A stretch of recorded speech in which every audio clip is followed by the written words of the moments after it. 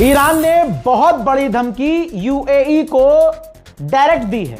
कहा है कि रास अल खैमा जो आपका खूबसूरत सा इलाका है, इसको डायरेक्ट हिट करेंगे हम अगर आपके एयर स्पेस और आपकी जमीन का इस्तेमाल करके अमेरिका ने दोबारा अगर हमला किया हमारे गैस फील्ड पर या हमारे आइलैंड पर, कहीं भी खर्ग आइलैंड पर, तो याद रखना कोई गुंजाइश नहीं होगी, तुरंत हम जवाबी कार्रवाई आपके रास अल खैमा के इलाके पर करेंगे। हजरात, रास अल खैमा यूएई का एक बहुत खूबसूरत सा आप शहर कह सकते हैं, तट के किनारे छोटा सा एक शहर है और काफ़ी महंगा है भाई, अंधा पैसा है यहाँ पे।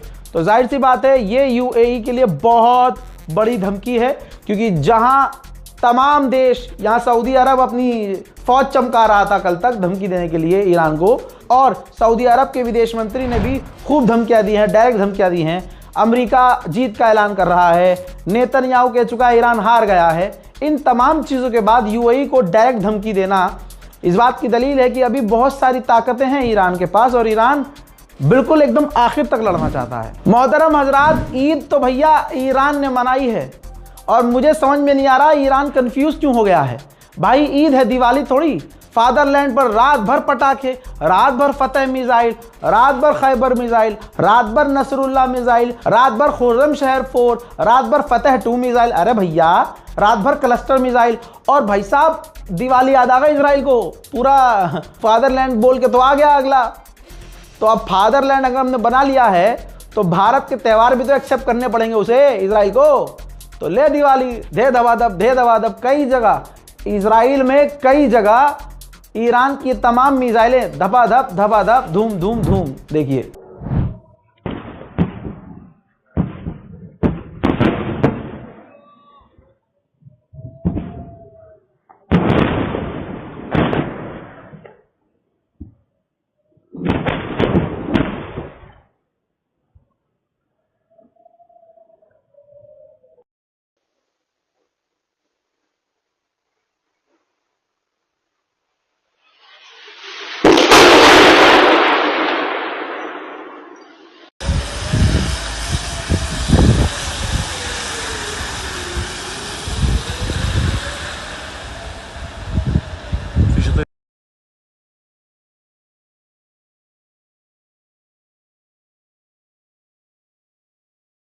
أيوة فراس.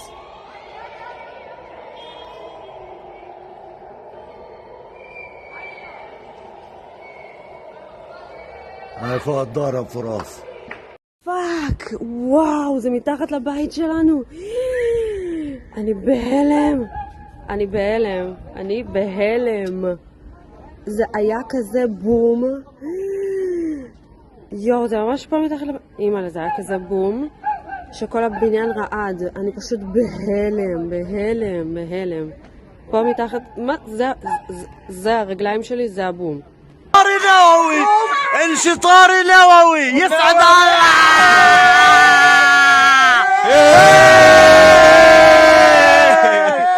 انشطار نووي.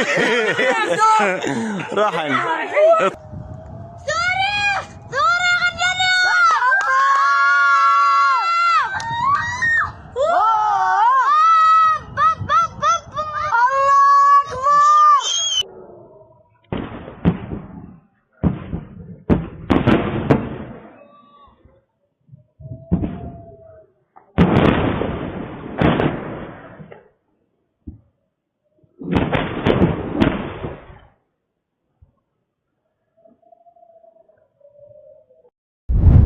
हजरात, पहले ही ईरान ने कहा था हमारे खामनाई को टच किया, वो रेड लाइन है।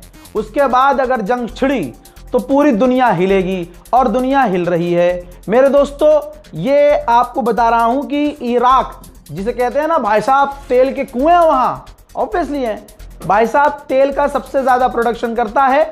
उस अकेले इराक ने अपनी 70% ऑयल प्रोडक्शन बंद कर दी है। स्पेन के प्रधानमंत्री ने, देखिए ऐसे होते हैं प्रधानमंत्री, अपने लोगों को, देशवासियों को राहत देने के लिए उन्होंने ऐलान किया है कि हम टेम्परेरी तौर पर जब तक ये जंग चल रही है हम लोगों पर रेंट माफ कर सकते हैं। जो भी रेंट पर रह रहे हैं, जो भी ईएमआई वाले घरों में रह रहे हैं, उनको एक बड़ी राहत है। ऑब्वियसली बड़ी राहत है। हमसे तो भाई साहब हलक में हाथ डाल के 4,000 रुपये फालतू खींच लेते हैं। यार तेरी, अरे मोदी जी आगे बढ़ते हैं। इजराइल का अखबार, भाई इजराइल का, दुश्मन के खैमों में हलचल है कि हम हार गए। वो हुसैनी ऐसे लड़े कि हारते हारते जीत गए।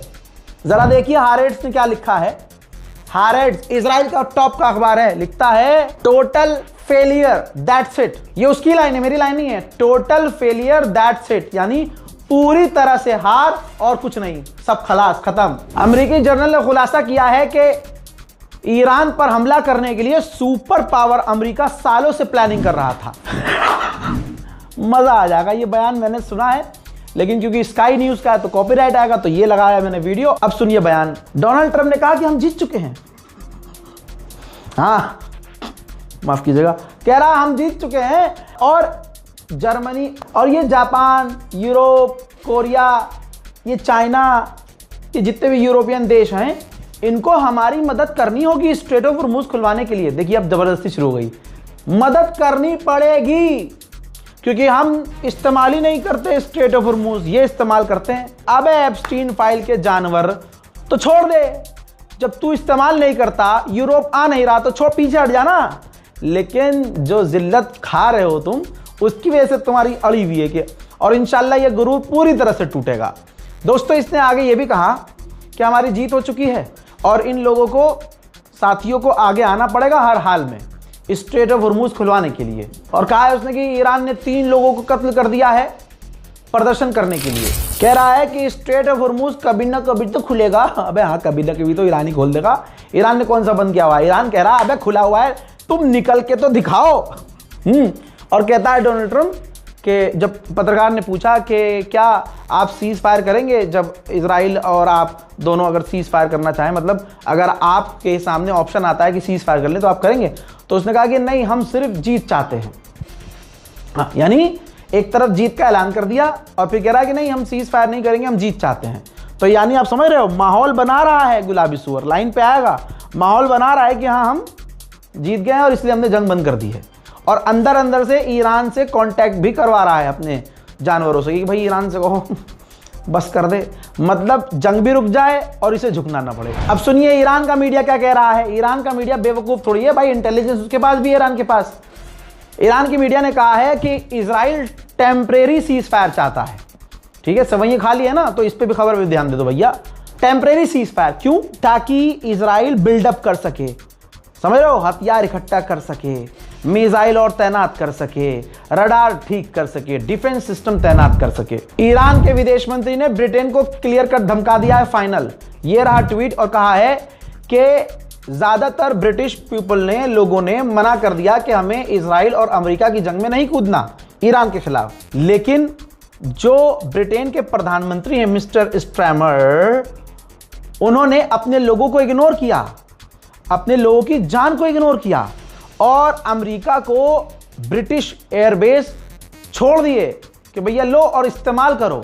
लिहाजा अब ये ब्रिटेन जान ले कि ईरान के पास जवाबी कार्रवाई करने का, रिटेलिएशन करने का पूरा हक है। उधर खबर यह भी आ रही है कि डोनाल्ड ट्रंप की तैयारी पूरी हो चुकी है। धोखे से डोनाल्ड ट्रंप, धोखे से, फिर से कह रहा हूं, डोनाल्ड ट्रंप धोखे से ईरान के खर्ग आइलैंड पर भारी मात्रा में फौज उतारने की तैयारी में है। जहां कल पूरा मिडिल ईस्ट ईद वीद मना रहा था, ईरान के लोग सड़कों पर उतरकर अपनी गवर्नमेंट के सपोर्ट में प्रदर्शन कर रहे थे।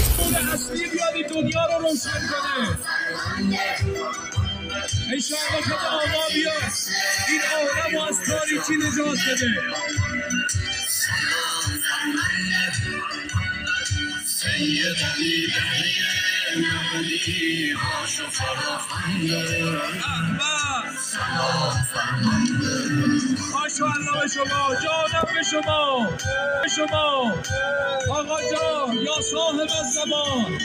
هیچ ما این مردم روزه‌داری کردن. انشاءالله ایدی ما ظهور شما باشه به زودی. احمد بریم.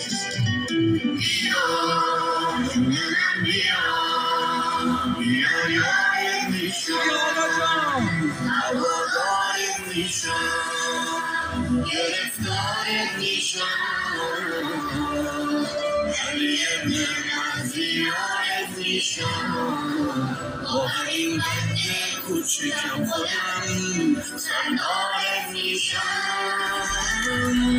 हजरात, ईरान की जुल्फकार जो चली है ना मिडिल ईस्ट पर, सिर्फ कतर का बताऊं, रिपोर्ट ये कह रही है कि इसी 2026 में कतर की जीडीपी 9% गिर जाएगी। 9% पूरे देश की जीडीपी ईरान के इस 20 दिन के हमलों की वजह से घट जाएगी, गिर जाएगी। रूस के विदेश मंत्रालय के द्वारा कहा गया है कि ये जो ईरान के खर्ग आइलैंड पर हमला किया जा रहा है, पोर्ट पर हमला किया जा रहा है, याद रखिएगा इससे जंग बढ़ जाएगी। मेरे दोस्तों, यकीन कीजिए, खुदाए पाक की कसम, ईरान सबका बदला ले रहा है।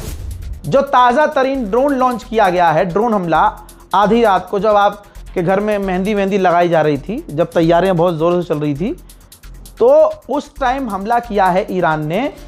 तो ये ड्रोन हमला किया है और पता है क्या लिखा हुआ है? गाज़ा के अस्पताल का बदला, गाज़ा के बच्चों का बदला, अबू उबैदा की आवाज़ दबाई नहीं जाएगी, फिलिस्तीन का बदला। ये वीडियो शेयर कर दीजिएगा। हजरात मोहतरम, आप 4 साल की, बल्कि पूरी दुनिया 4 साल की हिंद रजब को भूल गए। ईरान का कलेजा देखो, कलेजा, ये देखिए। जब ड्रोन हमला किया है तो स्पेशली एक ड्रोन 4 से 5 साल की बच्ची हिंद रजब के नाम उस कागज पर लिखा और कागज को ड्रोन पर चिपकाया। ये वही बच्ची थी जो इजराइल ने टारगेट करके मार दिया था, जानते हुए मारा था कि इस गाड़ी के अंदर बच्ची है, और इजराइल ने उड़ाया था कोई मदद करने वाला? ये जो आज शिया सुन्नी कर रहे हैं, दाढ़ी रखकर, लानती शक्ल वाले, गधे के चूतड़ जैसे मुंह वाले, सुअर की नस्लें, यजीद की टट्टी जैसे मुंह वाले, भूल जाओ बेटा, रमजान खत्म हो गया है, अंदर का शैतान तुम्हारे खिलाफ जगाऊंगा। मेरे दोस्तों, इनके बाप दादा, इनसे पूछिए जो शिया सुन्नी कर रहे हैं, कि तुम्हारे बापों ने, बताओ, हिंद रजब का कभी फिलिस्तीन का बदला लिया? औकात है तुम्हारी? तुम्हारे सारे बाप इजराइल के साथ खड़े हुए हैं, अमेरिका के साथ खड़े हुए हैं।